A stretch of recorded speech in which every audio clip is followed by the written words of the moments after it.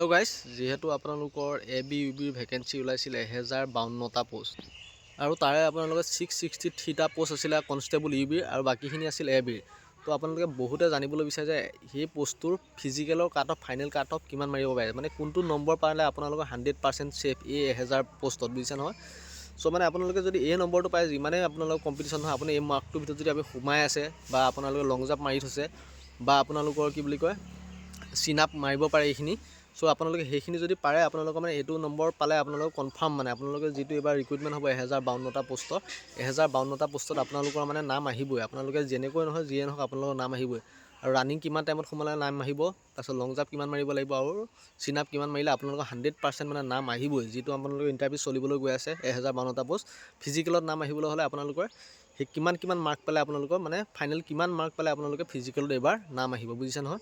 চ' সেইটোৰ ওপৰত মই ক'ম, একে 100% নাম আহিব। আপোনালোকে এইটো মাৰ্ক যদি উঠাই থ'ব পাৰে এইখিনি পোষ্টৰ ওপৰত, তো আপোনালোকৰ 100 মাৰ্ক আহিব। চ' আপোনালোকক মই জনাইছোঁ ক'ত কিমান পালে আপোনালোকৰ 100% আপোনালোকে ফিজিকেলত মানে নাম আহিব আৰু ৰিটেন দিব পাব। চ' এইখিনিৰ ওপৰত জনাম এই ভিডিঅ'টো, আপোনালোকে সম্পূৰ্ণ ৱাটচ কৰিব ভিডিঅ'টো।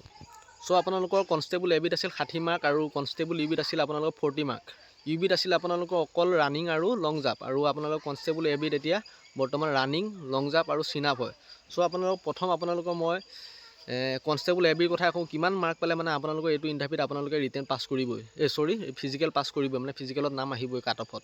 চ' কিমান পাব লাগিব, মানে আপোনালোকে যদি সেই নম্বৰটোৰ ভিতৰত সোমাই আছে, আপোনালোকৰ কপাল ভাল হৈছে, আপোনাৰ ফিজিকেলত 100% নাম আহি আছে। চ' প্ৰথম হ'ল আপোনালোকৰ ৰানিংটো আপোনালোকে 12 মিনিটৰ আণ্ডাৰত সোমাব লাগিবই, 100% চিয়'ৰ, যিহেতু পোষ্ট বহুত কম। চ' পোষ্ট বেছি হোৱাটো বেলেগ কথা, 100% চিয়'ৰ আপোনালোকে ৰানিংটো যদি 11:50 বা 12 মিনিটৰ ভিতৰত সোমাই থয়, আপোনালোকৰ ৰানিংটো ক্লিয়াৰ বুলি ধৰি থৈ দিয়ক, বুজিছে নহয়। ৰানিংটো ক্লিয়াৰ, ৰানিঙৰ কাট অফত আপোনালোকে মানে ৰানিঙৰ মাৰ্কটো এইটো ধুনীয়া মাৰ্ক হ'ব, সেই মাৰ্কটোত থাকিব লাগিব। 11 মিনিট 50 ছেকেণ্ডত যদি আপোনালোকে সোমাব পাৰে, গম পাব আপোনালোকে 100%। আৰু লং জাম্প যদি আপোনালোকৰ কি বুলি কয় এক্সিলেণ্ট মাৰে, লং জাম্প এক্সিলেণ্ট আৰু ৰানিং 11 মিনিট 50 ছেকেণ্ড বা 12 মিনিটৰ ভিতৰত, 12 মিনিটৰ মানে ভিতৰত থাকিব লাগিব। 12 মিনিটৰ ভিতৰত সোমালে আপোনালোকৰ 100% UBত নাম আহিব, লং জাম্প এক্সিলেণ্ট আৰু 12 মিনিটৰ ভিতৰত, মানে 11:50ৰ ভিতৰত সোমালে আপোনালোকে বা 12 মিনিটৰ ভিতৰত সোমালে আপোনালোকৰ 100% আপোনালোকৰ ফিজিকেলত আপোনালোকৰ কাট অফত নাম আহিব, বুজিছে নহয়।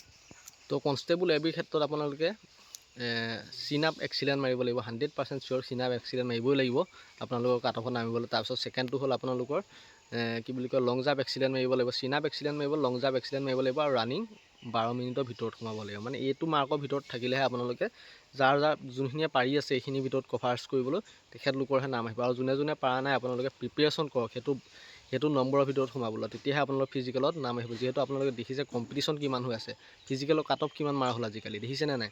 আগৰ কিমান পোষ্ট থাকোঁতে কিমান কাট অফ মাৰিছে। চ' সেইবাবে এইখিনি ইমান কম পোষ্ট আছে, যিহেতু এইটো মাৰ্কৰ ভিতৰত আপোনালোকে সোমাবই লাগিব, 100% চিয়'ৰ, বুজিছে নহয়। চ' তেতিয়াহে আপোনালোকৰ কাট অফত নাম আছে। মিছা কৈ লাভ নাই, যিটো সঁচাই আৰু কেতিয়াও তাতকৈ মানে কি কমত নাযায়, কমত আহিব বুলি নাভাবিব, যিহেতু পোষ্ট বহুত কম আছে।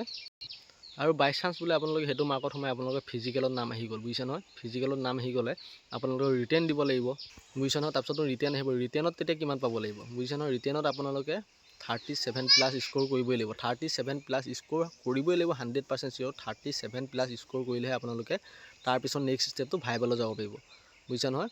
চ' 37+ স্ক'ৰ কৰিলে আপোনালোকে ভাইভালৈ যাব পাৰিব। ভাইভাত যোৱাৰ পিছত আপোনালোকে ভাইভাত যিকোনো নহয় আপোনাৰ 2-3 কিবা এটা পাবই এক্সামটো দিলে, ভাইভা এক্সামটো দিলে, বুজিছে নহয়। যিহেতু মুখে কুৱেশ্যন সুধিব।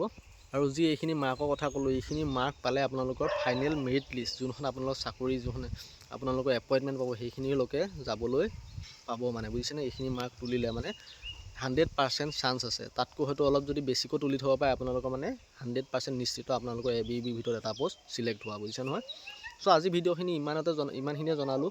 আপোনালোকে কি টপিকৰ ওপৰত লাগে ভালকৈ জনাব, মই আপোনাক ভালকৈ এনালাইচিছ কৰি দিম। ধন্যবাদ।